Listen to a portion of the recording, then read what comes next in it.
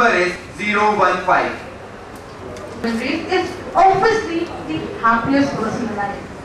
Good morning, everybody.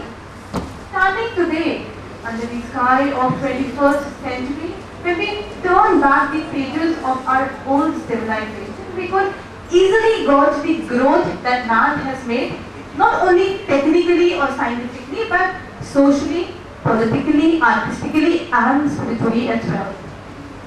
From wooden wheel rotation to flying high transportation, from stone fire interpretation to NASA's life on moon speculation, from mere localization to flare globalization, from widespread superstition to compulsory education, and from women emasculation to women emancipation, man has come a long way in every terms of life's quality improvisation.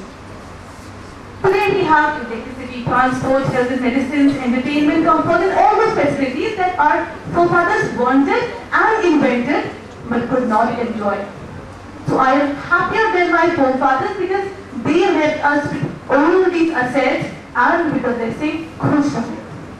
And for all those of you who think that our forefathers had a better life and that the world today has become materialistic and materialism is not happiness, let me tell you that happiness is not about going to Himalayas, sitting in cold and becoming a sadhu baba.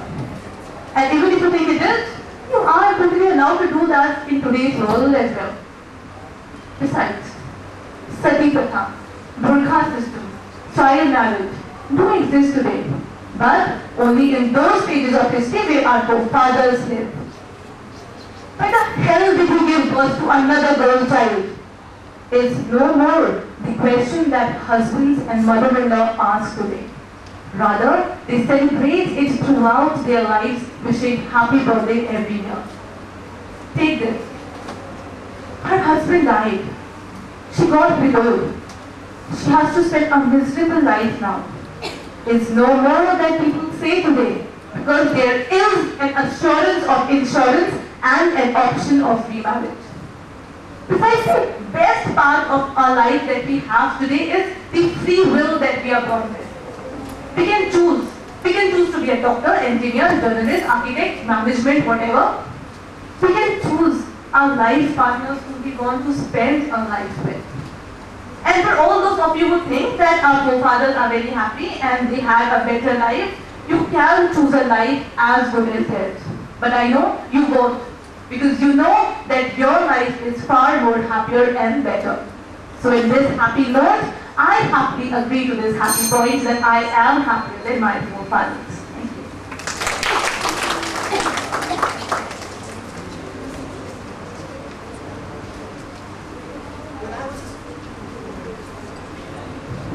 When I was a small kid, my mother used to tell me stories. Stories which always used to begin with a line, "Once upon a time, there lived a family." And these stories always ended with a line, "and then they lived happy ever after." Those were the stories of our forefathers. Unfortunately, we don't have such stories anymore. Good morning, everybody. I am Shankar from Anti School of Engineering Technology. I am here to express my views strictly against today's motion. To begin with, in the olden times, our forefathers believed in one simple thing called simple living and high thinking, contrary to the world today, which believes in high living and wide thinking. Our forefathers were content, happy, and satisfied with the little things they had to live in their life, contrary to the man of 21st century who is rather unhappy, thinking about the things he does not have in his life. Today, the machine age, overtaken by the technical age, provides us with electricity, power, food, shelter, facilities, luxury, comfort, and every other thing that my opponent may come up with, but ye dil mange more, much more. Besides, any scientific calculation cannot equate all these materialistic achievements to happiness, which we want, because we don't have it. Let me justify this. Today we have electricity, power, food, shelter. Oops, actually we have electricity problems, water problems, power problems, and shelter problems. Point to be noted. The medical advancements have though increased the average life of man from 47 to 50 years to 75 years.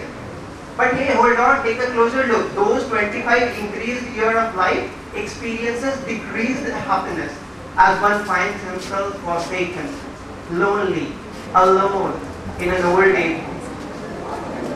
The development in the telecom sector proclaims that no dunya mutti mein. But the inhabitants of the same dunya are experiencing problems like communication gaps. The fastest modes of transport can take you anywhere in the world, anytime. But it cannot reduce the generation gap, which is widening day by day. Schools and colleges have become a big business instead of being gurukuls, the temples of education, where neither the student is happy with the teacher nor the teacher is happy with the student. Family members meet in the drawing room to fight over the remote control, but they don't have enough time to lunch together, to dine together, to talk together, to share their feelings together. Stress, depression, workload, worries happen from all our faces and cases. 95% of the people who visit psychiatrists or are having problems of stress, depression, workload, worries, breakups, divorces are the rich, facilitated and gifted people of the society who are supposed to be the happiest but are actually among the sad-most people of the world. I do not intend to say that we are living an emotionally sad life, but the little elements of happiness that we have today are actually inherited from our forefathers. We don't have happiness. What we have is the pursuit of happiness. You know, unfortunately, we look for happiness in our future without living the present, while happiness is actually buried in the past, in the hearts of our forefathers. And it still comes to us when you touch your grandfather's feet and he places your hand on your forehead and says, "Kush Raho, thank you."